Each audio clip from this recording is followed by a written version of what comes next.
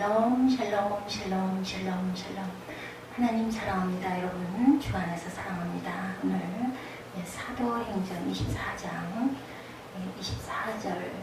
24장 10절에서 21절 말씀이죠. 전체가 24장 27절까지 나와 있는데 그 중에서 10절에서 21절 복음의 위력 Resurrection of the Dead로 말씀하고 있습니다. 우리 복음의 위력 바울을 고발한 그 사건 24장 1절에 닷새후에 그죠? 이제 헤롯궁에서 그를 지키게 명했어요. 많은 사람들이 바울을 죽일 것 같으니까 벨릭스 총독 앞에 바울을 세우는 사건이 23장 31절에서 35절에 있었습니다. 그래서 총독이 읽고 바울대로 어느 영지 사람이야므로 기르기야 사람인 줄 알고 이르되 너를 고발하는 사람들이 오거든 내 말을 들으리라 하고 헤롯궁에 그를 지키라 명하니라.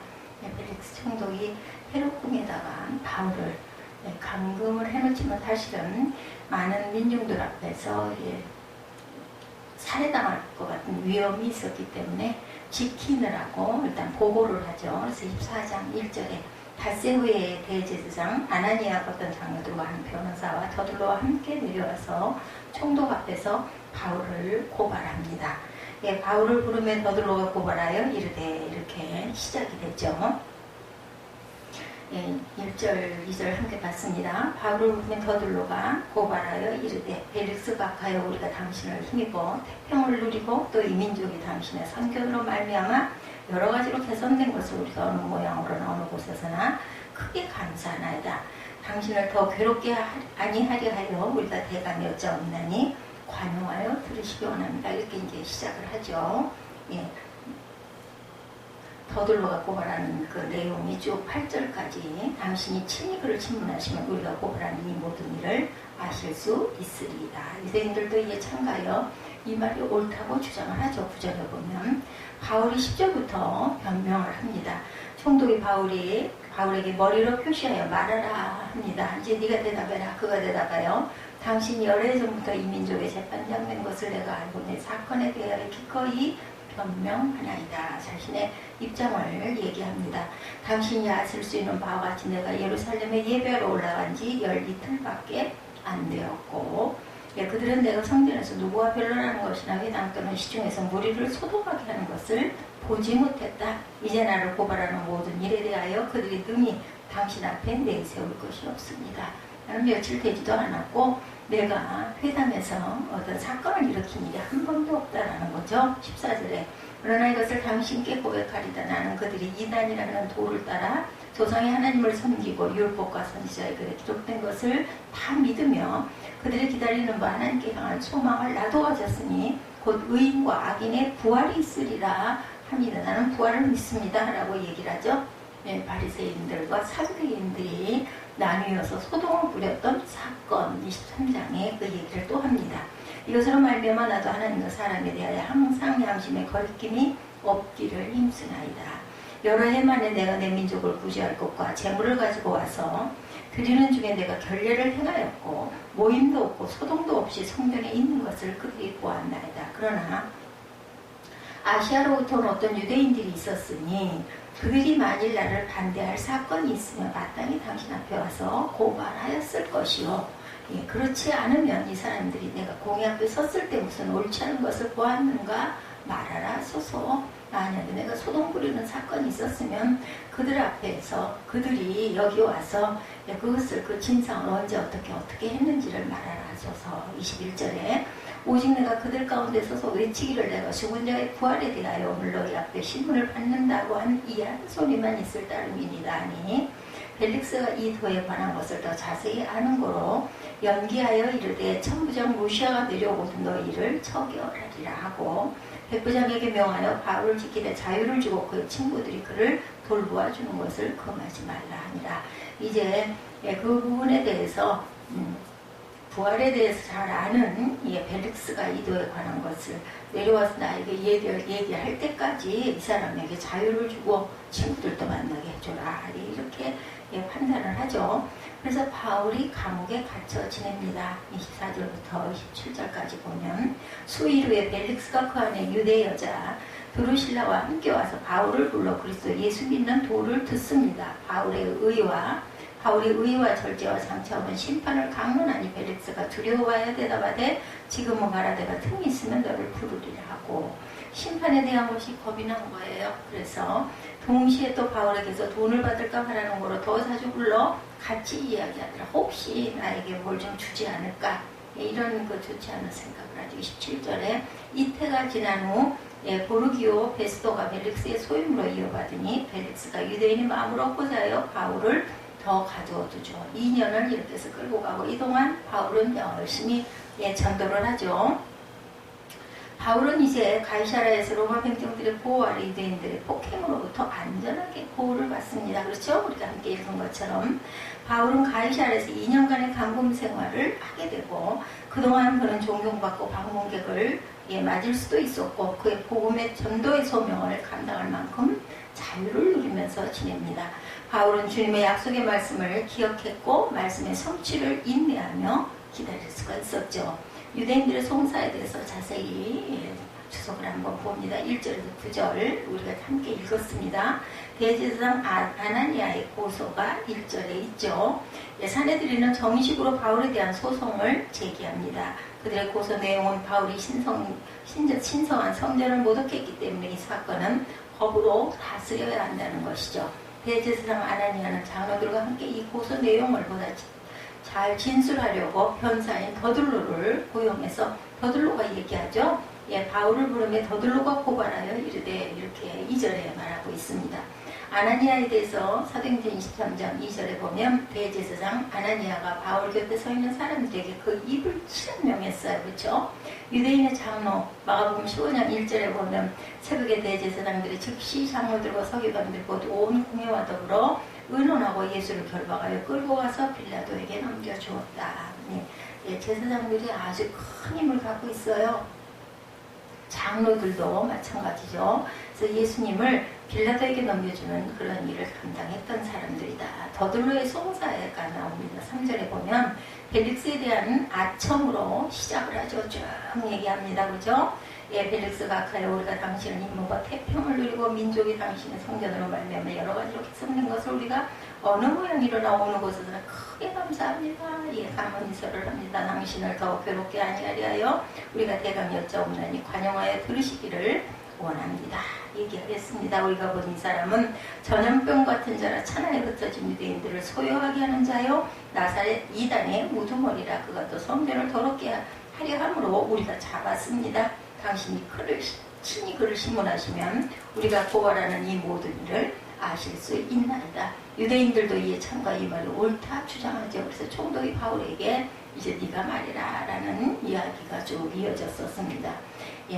그러나 더들로의 진술은 수사학적 표현으로 시작했으나 그 내용은 무능하고 비겁하기 짝이 없었죠. 또한 바울에 대한 고소의 내용은 엄격하게 말하면 유대 총독의 소관이 아니었음을 알 수가 있습니다.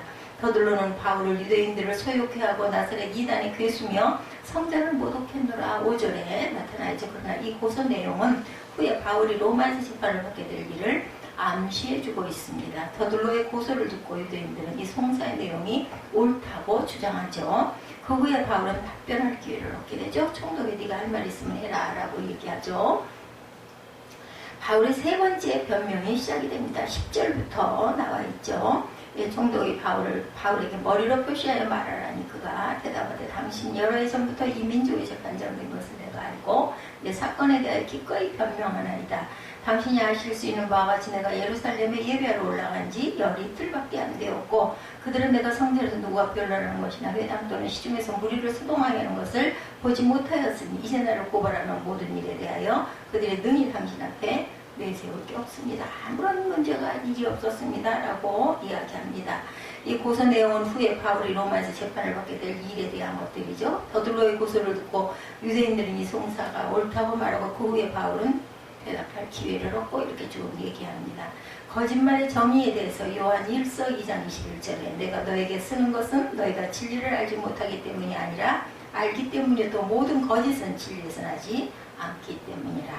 거짓은 결국 밝혀지죠. 거짓 증인에 대해서 잠언 25장 18절입니다. 자기 이웃을 쳐서 거짓 증거하는 사람은 방언이요 칼이요 뾰족한 화살이니라. 바울의 세 번째 자기 변명이 10절부터 이어졌어요. 그죠? 바울의 서론은 간단하고 진실하죠. 벨릭스가 정확한 판단을 내릴 만큼 유대의 상황을 잘 알고 있으리라고 말합니다. 그의 구제와 헌금에 대한 언급은 매우 관심을 끌죠. 이러한 그 이야기를 쭉 이어서 하고 있는 부분들이 나타납니다. 그리스도인이 예루살렘 성도들을 위해 2년간 준비한 헌금, 그는 그 헌금을 전달하는 목적이었다라고 계속해서 설명하죠. 그러나 이것을 당신이 고백하리다. 그들이 이단이라는 도를 따라 조상의 하나님을 섬기고 율법과 선지자들의 글에 기록된 것을 다 믿고 그들이 기다리는 바 하나님께 향한 소망을 나도 가졌으니 곧 의인과 악인의 부활에 있을 것입니다. 나는 이 부활을 얘기한 것밖에 없습니다. 라고 이야기를 합니다. 예, 그래서 나는 목적이 헌금을 전달하러 온 것이지 다른 일이 아니다. 여러 해 만에 내가 민족을 구제할 것과 재물을 가지고 와서 드리는 중에 내가 결례를 해가고 난 모든 걸 했습니다. 그들이 만일 나를 반대할 사건이 있으면 마땅히 당신 앞에 와서 고발했을 것이고 그렇지 않으면 이 사람들이 내가 공회 앞에 섰을 때 무슨 옳지 않은 것을 보았는가 말하라 하소서. 오직 내가 그들 가운데서 외치기를 내가 죽은 자의 부활에 대하여 오늘 너희 앞에 신문을 받는다고 이 한 소리가 있을 따름이니다. 라고 결론을 21절까지 얘기합니다. 아브라함이 바랄 수 없는 중에 바라고 믿었으니 이는 내 후손이 같으리라 하신 말씀대로 많은 민족의 조상이 되게 합니다. 믿음이라는 것은 그죠? 영원한 소망, 너희를 위하여 하늘에 쌓아둔 소망으로 말미암으니 그럼 너희가 전에 복음, 진리의 말씀을 들은 것이니라. 이런 영원한 소망의 진리의 말씀에 대한 것이 바로 영원한 소망이다. 바울과 벨릭스의 소송의 연기가 이어지죠. 22절에 보면 벨릭스가 이 도에 관한 것을 더 자세히 아는으로 연기하여 이르되 천부장 루시아가 내려오든 너희를 처벌하리라. 루시아가 오면 그 사람의 말을 듣고 내가 처벌할 것이니 이 사람을 잘 돌봐주라고 그럽니다. 오히려 23절에 바울에게 자유를 주고 친구들이 그를 돌봐주는 것을 금하지 말라. 백부장에게 명령합니다. 벨릭스가. 총독 벨릭스는 기독교 신앙과 바울의 기독교 운동의 지도자로서 중요한 위치에 있다는 것을 약간 알고 있는 사람이었습니다. 그러나 그의 조상들을 고려해 볼 때 그가 그 도에 관한 것을 더 자세히 알았다는 것은 의외의 일이었었던 거죠.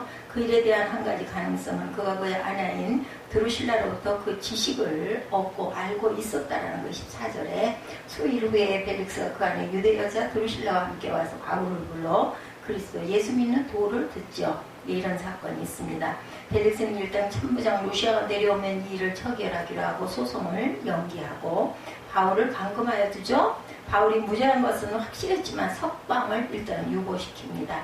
벨릭스는 바울이 구제헌금을 갖고 왔다는 것을 알았고 따라서 뇌물을 써서 석방되기를 원하리라고 생각하고 그 돈을 나에게 주지 않을까 하고 기다리고 있었던 거죠.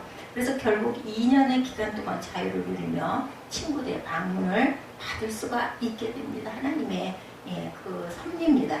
벨릭스는 바울 사건에 대한 결정을 연기하다 결국 자신은 로마로 소환을 받게 되고 바울은 그의 후계자에게 맡겨지는 역사가 27절에 일어나죠. 이태가 지난 후 보르기오 베스도가 벨릭스의 소임을 이어받으니 벨릭스가 유대인의 마음을 얻고자 하여 바울을 구류하여 두었어요. 유대인 그 백성들의 마음을 얻고 싶었던 거죠. 그래서 보르기오 베스도가 벨릭스의 소임을 맡아서 이제는 다스리는 자가 바뀌는 사건이 일어납니다. 뇌물을 좋아합니다. 그들의 손에 사악함이 있고 그들의 오른손에 뇌물이 가득합니다. 구제헌금을 가지고 왔죠. 환난의 많은 시련 가운데 그들의 넘치는 기쁨과 극심한 가난이 그들의 풍성한 연보를 더욱더 넘치도록 하였다. 어려운데도 불구하고 오히려 어려운 사람을 돕는 이런 사건들. 이래서 벨릭스와 바울의 강론이 가이사라 감옥생활이 바울에게 주어지죠. 친구들의 방문뿐만 아니라 가이사라의 생활에 종종 지루함을 느끼고 있는 벨릭스와 드루실라에게 기독교 신앙에 대한 이야기를 또한 할 수가 있었어요. 총독 부부에게 바울은 이 두 사람이 정말 필요한 의와 절제와 장차올 심판에 대해서 이 사람들에게 강론했죠. 25절에 보면 바울과 이런 대화를 나눈 벨릭스는 바울에게 자유를 주었지만 그 가지고 온 헌금, 연보를 나에게 주지 않을까, 그리고 석방되기를 원하지 않을까 해서 시간을 끌면서 간간히 연기하고 가끔 만나고 했어요. 결국 이루지 못하죠. 로마로 소환이 돼서 갑니다. 요세푸스는 이 일이 가이사랴에서 발생한 유대인과 이방인 간의 분쟁을 과잉 진압에 함으로써 많은 희생들을 냈기 때문이다. 이렇게 기록이 되어 있다고 합니다. 의를 행하는 것, 고린도전서 15장 34절입니다. 깨어 의를 행하고 죄를 짓지 말라. 하나님을 알지 못하는 자가 있기로 내가 너희를 부끄럽게 하기 위하여 말하노라. 욥의 몸의 부활에 대해서 죄의 자각입니다. 사도행전 2장 37절에 보면 그들이 이 말을 듣고 마음에 찔려 베드로와 다른 사도들에게 물어 이르되 형제들아 우리가 어찌할꼬, 이렇게 얘기하죠. 바울은 이방인의 사도로 임금들과 많은 사람들 앞에서 예수 그리스도를 증거하는 삶을 로마에 가서도 삽니다. 때로는 소망마저 없어 보이기도 했지만 주님의 말씀은 성취되었고 성취되어 가고 있는 것을 우리가 사도행전 24장을 통해서도 알게 되죠. 이 메시지에서 보고 바울의 대담한 비결을 생각해 봅니다.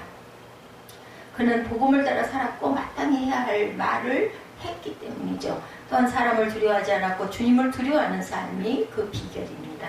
사도행전 24장은 사도 바울에 대한 유대 교권주의자들의 고소, 이에 대한 바울의 변명, 그리고 총독 벨릭스의 불의한 행위가 적나라하게 폭로되어 있습니다. 1절에 닷새오의 대제사장 아나니아가 어떤 자매들과 한 변호사 더들로와 함께 내려와 총독 앞에서 바울을 고발하니라, 이렇게 시작이 되죠.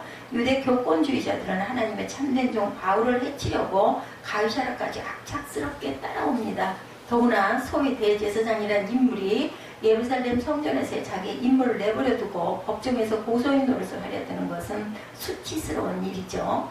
그들은 선을 악으로 이기려고 궤변을 능하여야 하기 때문에 입담에 좋아서 말을 잘하는 더들로라는 변사까지 돈을 주고 사가지고 와서 고소를 했죠. 2절에 보면 더들로가 말을 시작합니다. 벨릭스 각하여 우리가 당신을 힘입어 태평을 누리고 민족이 당신의 성전으로 말미암아 여러 가지로 개선된 것을 우리가 여러 모양으로나 어느 곳에서나 크게 감사합니다. 3절 이렇게 말하면서 말문을 여옵니다. 아부를 시작하죠. 더들로는 구역질이 날 만큼 아첨의 말을 하고 있습니다. 그의 말에 의하면 세상에서 가장 악독한 사람 중 하나인 벨릭스를 가장 훌륭한 위인인 것처럼 칭송하죠. 그러면 총독이고 재판관인 벨릭스는 어떤 인물일까? 벨릭스란 인물은 유대인 역사가에게 뿐만 아니라 로마 역사가에 의해서도 매우 악한 자로 기록되어 있는 인물이다. 그는 재판정에서 특권을 이용하여 온갖 악을 저질렀고 암살을 장려하고 후원하는 잔인하고 탐욕스러운 독재자로 알려져 있습니다. 그는 또한 음탕하고 3명의 아내를 거느렸으며 모든 사람은 그의 악정을 비난하였고 그가 죽었을 때 유대인들은 환성을 올렸다라고 전해집니다. 그러니까 벨릭스는 유대의 역대 총독 중에 최악으로 전해지는 인물이다. 이러한 벨릭스를 가리켜서 더들로는 우리가 당신을 힘입어 태평을 누리고 운운하면서 아첨을 늘어놓았던 거죠. 태평이 아니라 큰 박해와 불안 가운데 있었음에도 불구하고 바울을 해치기 위해서 이런 터무니없는 아첨을 했던 거죠. 또한 더들로는 벨릭스를 향하여 이 민족이 당신의 선견으로 말미암아 여러 가지로 개성된 것을 우리가 어느 모형으로나 어느 곳에서나 크게 감사하다, 이렇게도 얘기합니다. 더들로는 지금 유대인으로서 돌에 맞아 죽을 소리를 하고 있죠. 로마의 확정으로 말미암아 백성들의 원성이 하늘을 찌르고 있었는데 더들로의 말은 온 백성이 감사해야 한다니까 정말 역적스러운 소리입니다.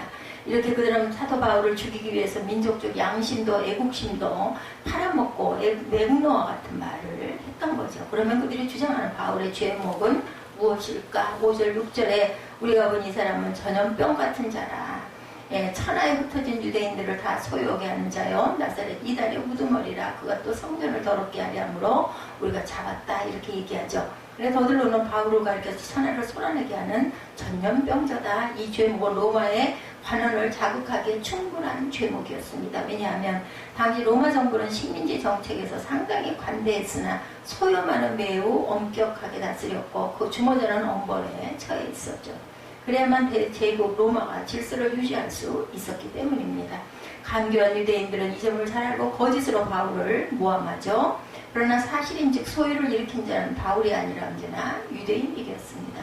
나사렛 이단의 우두머리라고 하죠. 바울이 열심히 전한 것은 나사렛 예수 유대인의 대망에 오던 그리스도 곧 메시아라는 점이었는데 그들은 그리스도는 빼버리고 나사렛 예수만 내세워서 나사렛 땅이라고 부르고 바울은 이 나사렛 땅의 두목 같은 인물이다 이렇게 고소를 합니다. 로마 정부는 가끔 거짓 메시아들이 일어나 백성들을 흥분시키고 결국은 피비린내 나는 충동을 하기 전에는 항복하지 않음을 알고 있었는데 바로 그 같은 이단의 두목임으로 살려둘 자가 못 된다라는 고소죠.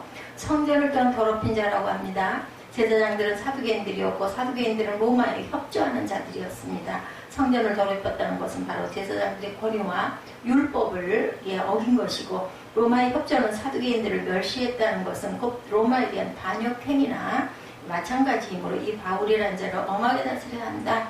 이 같은 변사 더둘러의 모든 노함은 실로 거짓말이죠. 유대인들은 성전을 중심으로 예배를 드렸기 때문에 성전을 더럽히는 것은 절대로 용납될 수 없는 죄였습니다. 이것은 신성모독의 죄죠. 그러나 바울은 결코 성전을 더럽힌 일이 없다. 자신이 증거하죠. 성전을 더럽힌 자들은 바로 유대인들이었습니다. 바울 사도는 전도함으로 영적 성전을 건축한 복음의 훌륭한 증인이기도 했죠. 하나님의 사람 바울은 이렇게 터무니없는 모함을 당하면서도 예의 바르게 법정의 모든 규정을 준수하고 있다가 총독이 그에게 말할 것을 허락하자 비로소 입을 열죠. 당신이 여러 해 전부터 이 민족의 재판장이 된 것을 내가 알고 내 사건에 대하여 기쁘게 내가 얘기하겠습니다. 10절이죠.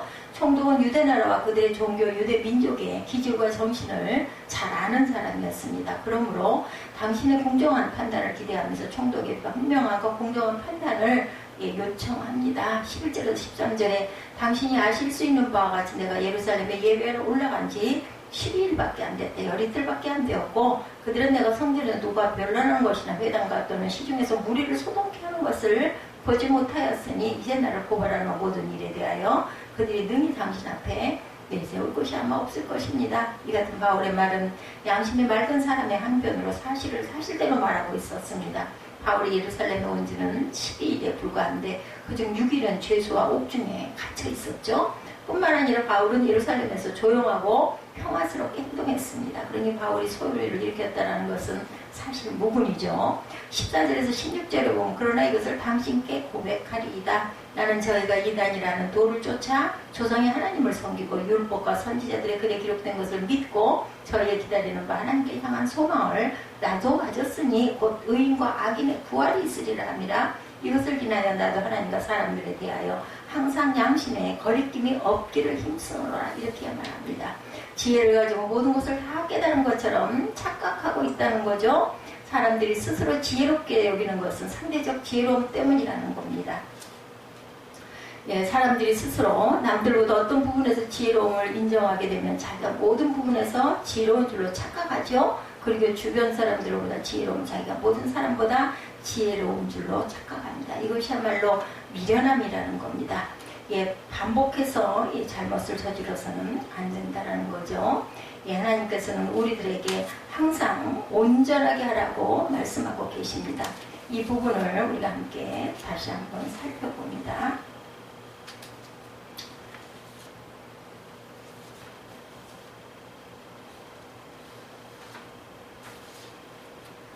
17, 8절에 여러 해 만에 내가 내 민족을 구제할 것과 재물을 가지고 와서 드리는 중에 내가 결례를 행하였고 모임도 없고 소동도 없이 성전에 있는 것을 저희가 보았다라고 얘기합니다.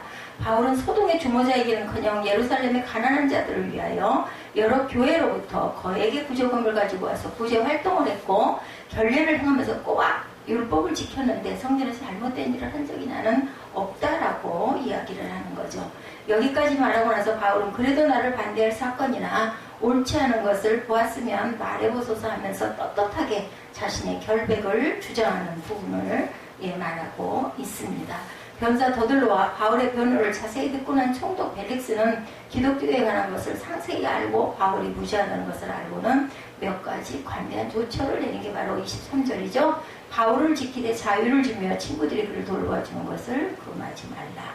그러나 여기서 벨릭스의 나약한 태도가 드러납니다. 모든 사건을 종합으로 판단해 볼 때 바울이 무죄한데도 판결을 연기하죠. 돈을 받고자 했던 거죠.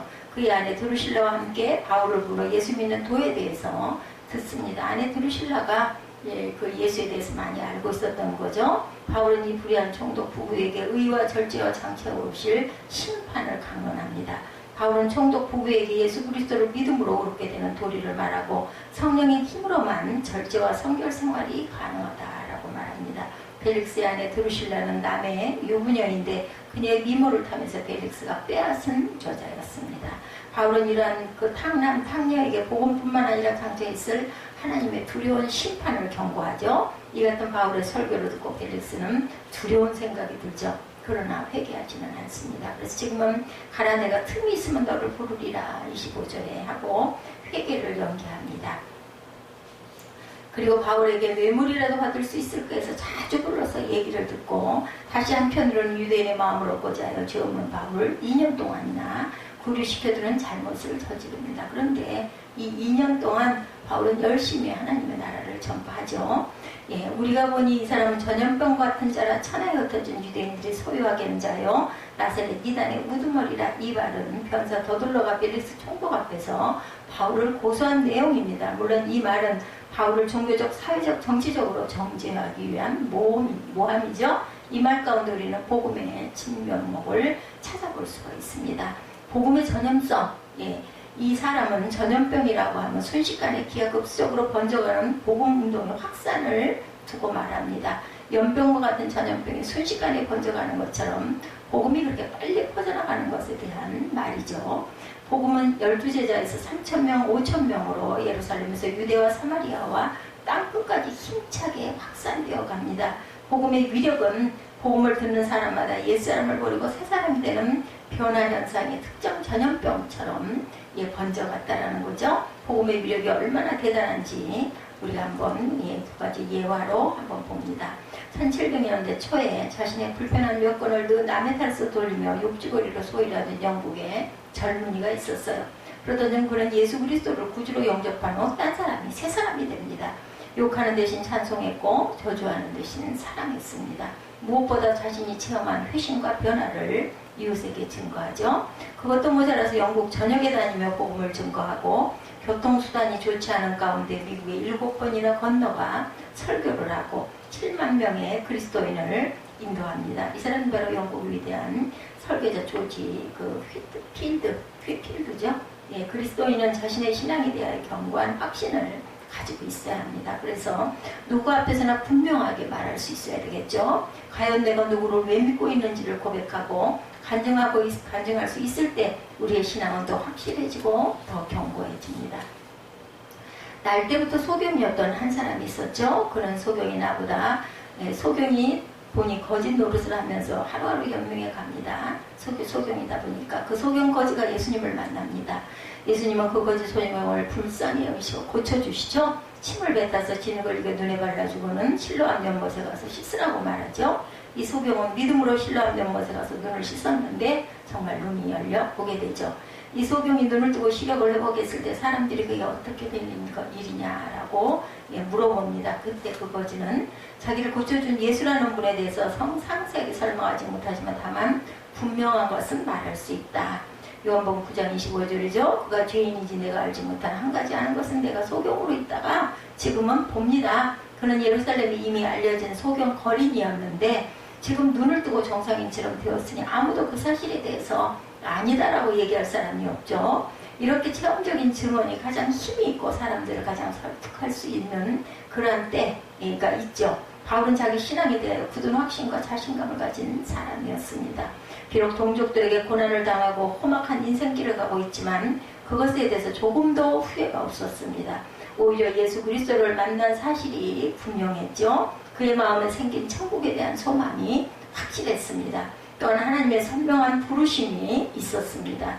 그렇기 때문에 그는 언제 어느 상황에서도 비굴하지 않고 담대하며 또한 지혜롭게 그리스도의 복음을 외쳤던 거죠. 그는 결코 자기의 편안한 생활이나 여유 있는 생활, 경제 생활을 위해서 뛰는 사람이 아니었죠. 자신의 명예나 자존심 때문에 수고하는 사람은 더더욱 아니었습니다. 다만 예수 그리스도를 위하여 순전한 마음과 단호한 결단으로 헌신했던 전도자였습니다. 오늘 본문은 바울의 세 번째 결론으로 이렇게 이어졌던 거죠.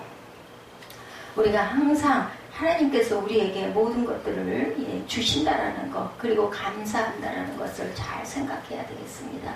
더 중요한 사실은 양심에 거리낌이 없었기 때문에 재판관 앞에 섰을 때도 거짓말을 하거나 상황을 바꾸지 않죠. 세상에서는 양심을 가지고 살기가 어렵고 정직하게 말하고 사는 것이 어렵습니다. 되게 가정에서 양심적인데 그 가족들 앞에서 양심을 빼먹고 사는 사람들도 있습니다. 옛날 우리 학교 다닐 때 교과서에 이런 시가 있었던 거로 기억됩니다. 하늘을 우러러 한 점 부끄러움이 없기를 입새에 이는 바람에도 사실은 우리는 내 양심에 부끄러움이 없이 살고 싶다는 마음들이 누구에게나 있어요. 하나님과 사람 앞에서 부끄러움이 없다라는 말처럼 부러운 말은 없습니다. 참 대단하다 여겨지죠? 우리 모두가 부끄럽게 살고 있기 때문인데 큰 거짓말을 하지 않지만 작은 거짓말을 하고 큰 강도는 아니지만 약간 사기성 있게 살아가고 있기 때문입니다. 죄는 들킨 죄가 있고 안 들킨 죄가 있죠. 교도소에서 다 들킨 사람들이 가 있고 바깥에는 안 들킨 사람들이 있다. 이런 말들을 합니다. 하나님 앞에서 죄인 아닌 사람은 아무도 없습니다. 우리는 그냥 그렇게 살죠. 바울은 나는 하나님과 사람 앞에서 부끄러울 것이 없다. 그렇게 살려고 애쓴다. 이렇게 말합니다. 로마서 9장 1절에도 보면 이와 비슷한 말을 합니다. 내가 그리스도 안에서 참말하고 거짓말을 아니하노라. 내게 큰 근심이 있는 것과 마음에 그치지 않는 고통이 있는 것을 내 양심이 성령 안에서 나로 더불어 증거하노니 손해를 보고 수치와 고통을 당한다 할지라도 그는 언제나 떳떳했죠. 왜 바울이 위대한지. 그는 남달리 열심히 고난을 겪고 수모를 당하고 매를 맞아 죽을 뻔하면서도 정말 열심히 복음을 전했죠. 그뿐 아니라 떳떳하고 공명정대했습니다. 여기도 보면 이런 데서 힘이 나오는 거죠. 왜 우리는 힘이 없나? 열심이 없어서일까? 교회 숫자가 적어서 그럴까? 아닙니다. 우리가 떳떳하지 못하기 때문에 우리가 힘이 없게 되죠. 그리스도인이 복음 전하는 것은 열심이지만 양심에 부끄러운 것이 있기 때문에 그래서 세상은 변하지를 않습니다. 우리는 교회 부흥이라는 이름으로 적당하게 많은 것을 타협하고 삽니다. 떳떳하지 못한 부분이 어느 곳에나 있죠. 이런 것들이 우리를 부끄럽게 합니다. 예수 믿는다고 하면서 비즈니스 때문에 문제가 있고 인간관계에 문제가 있습니다. 교회도 열심히 나가지만 어떤 한 부분에 있어서는 세상 사는 것은 다 그렇고 그런 것이니까 이렇게 대강 이 정도는 항상 같이 가야 되지. 어떻게 그렇게 꼭 성경대로만 살아. 적당히 이렇게 가야 되는 거지. 바울은 어떻게 했어요? 양심을 속이거나 거스르지 않았고 자신 있게 나는 이렇습니다고 말할 수 있었던 것. 자기가 완벽한 사람이라고 말하는 것이 아니라 거리낌 없이 살려고 최선을 다했다라고 고백합니다. 요한일서 3장 21절에 보면 사랑하는 자들아 우리 마음이 우리를 책망할 것이 없으면 하나님 앞에서 담대함을 얻는다. 이렇게 말합니다. 정말 스스로 책망할 것이 없다면 우리는 용감해야 되죠. 잘못된 것임을 알면서도 비굴하게 그것을 행하고 숨기려고 하기 때문에 믿음이 약해지고 확신을 잃는 것입니다. 하나님 앞에 설 때 우리는 어떻게 우리를 변호할 수 있을까요? 우리가 범한 많은 죄들을 낱낱이 나열해 놓는다면 심판 앞에서 무슨 변명을 하고 어떻게 대응할 수가 있을까? 아무리 운명이 뛰어나고 논리가 정연하다 해도 하나님 앞에서 자신의 무죄를 증명할 수는 없을 것입니다. 아무도 그 앞에서 죄 없다고 주장할 수는 없어요. 그렇죠? 다만 우리를 대신하여 죽으시고 죄 문제를 이미 십자가에서 처리하신 예수 그리스도를 중보자로 삼아서 그의 도우심을 받는 길밖에 없습니다. 세상의 어떤 변호사와 대변자보다도 뛰어나시고 모든 사람에게 충족한 대언을 해주신 우리 주님을 우리는 의지하고 살아가야 되겠죠. 이 무엇을 위해 살아가야 하는가? 우리의 죽음은 과연 얼마나 남았는가? 남은 시간 동안 어떻게 살아야 할 것인가? 정말 떳떳하게 얼마 남지 않은 인생을 마무리해야 되겠죠. 부인 앞에서 남편 앞에서 서로에게 떳떳해야 합니다. 교회에서도 떳떳해야 합니다. 하나님의 축복이 그런 자들에게 임하실 것입니다. 바울이 가졌던 믿음이 있어서 늘 담대하고 당당한 삶을 바울은 살아갑니다. 저와 여러분에게도 이런 바울과 같은 당당한 거리낌이 없는 삶을 살아내시는 저와 여러분들이 되시기를 주님의 이름으로 축복합니다.